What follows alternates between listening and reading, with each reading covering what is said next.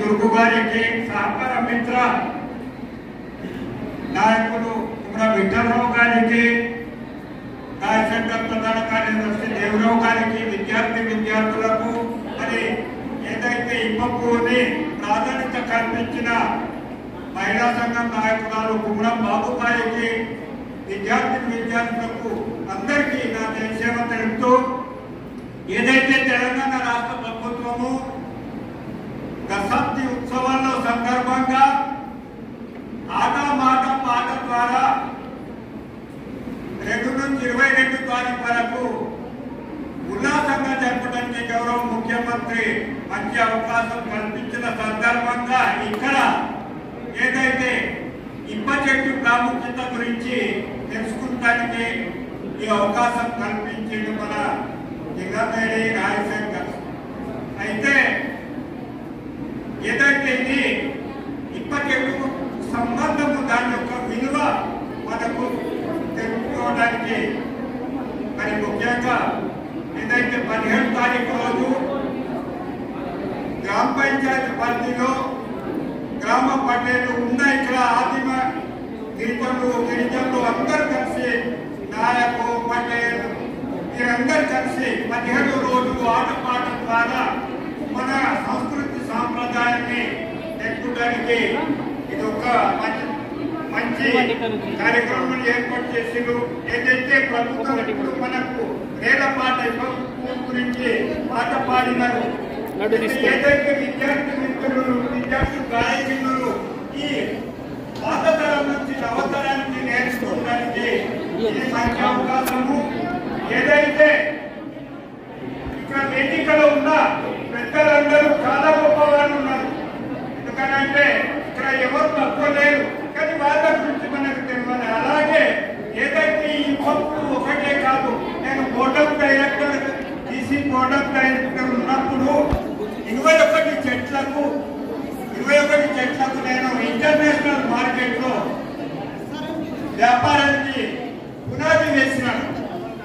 అయితే ఏదైతే ఈ పప్పు మన ఆదివాసుల సాంప్రదాయ రీతిలో, ముఖ్యంగా గోడుల సాంప్రదాయ రీతిలో పానికు సూచించిన కోయా పుణ్యంలో ఏదైతే 12 సగాలు శాఖలు కట్టున్నాయో దానికి 750 ఇంటి పేర్లతో మానవులు ఒక్కొక్క మనిషికి ఒక చెట్టు, ఒక పక్షి, ఒక జంతువు ఆ రకంగా ఈ చెట్ల లోపల ఏదైతే ఇప్పుడు ఇప్ప చెట్టు గురించి దీనికి ఏదైతే గోండ్వనలో ఉన్న వాళ్ళను గోండీయులు అన్నారు.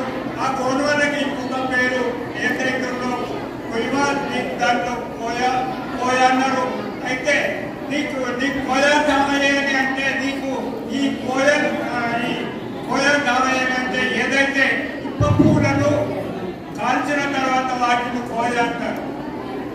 ఈ ఏదైతే పౌష్టికాహార లోపంలో మనం బలహీన పడకుండా ఇది మంచి పౌష్టికాహారము కాబట్టి దీన్ని వాడుకోవడానికి ఏదైతే కిలోకు నేనేదో ఒక వాట్సాప్ లో చూసిన ఒక కిలో లడ్డుకు 700 రూపాయలు.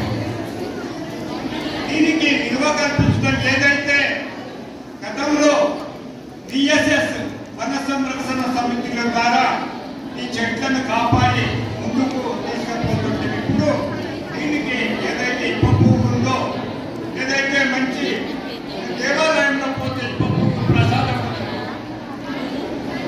ఆ ప్రసాదం ఎక్కడంటే భద్రాచలంలో ఇప్ప పువ్వునే ముఖ్యము.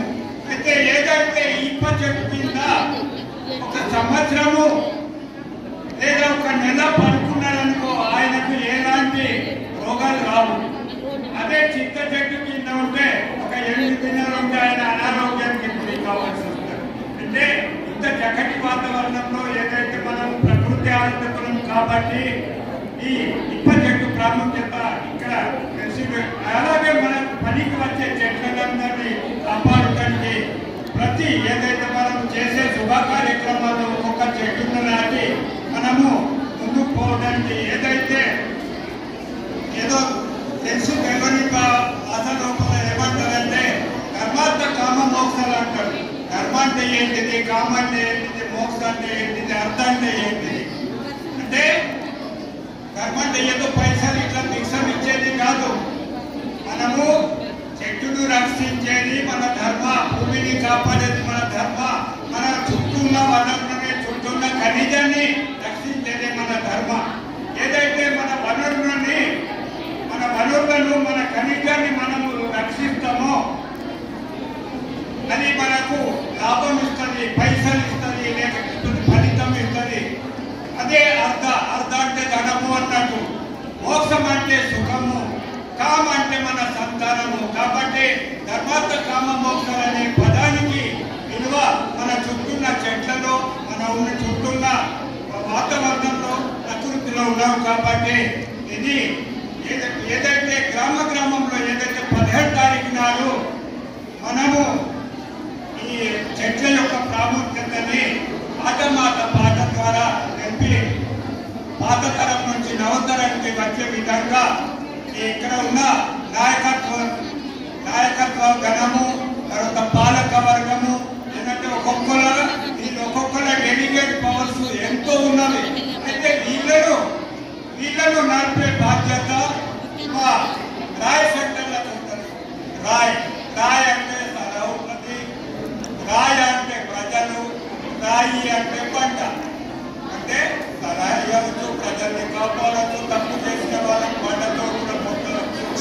దాన్ని రక్షించడానికి ఏదైతే ఇక్కడ పేదరి వర్గం ఉన్నారు, ఏదైతే గవర్నమెంట్ అయిన రోజు అలా సమాజానికి వస్తారు అధికారులు కానీ, నాయకులు కానీ, ఎవరన్నా కానీ.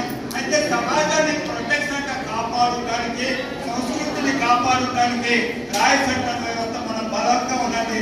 ఏదైతే మనకి ఇక్కడే ఉన్నాడు, ఏదైతే కుసాడి అయితే పద్మశ్రీ అవార్డు పొందినారంటే మన సంస్కృతి సాంప్రదాయాలు మనం చేసే దాని మీద ఎంతో ఘన చరిత్ర ఉంది. దాన్ని మనం నవతరానికి నేర్పి రక్షించాలి.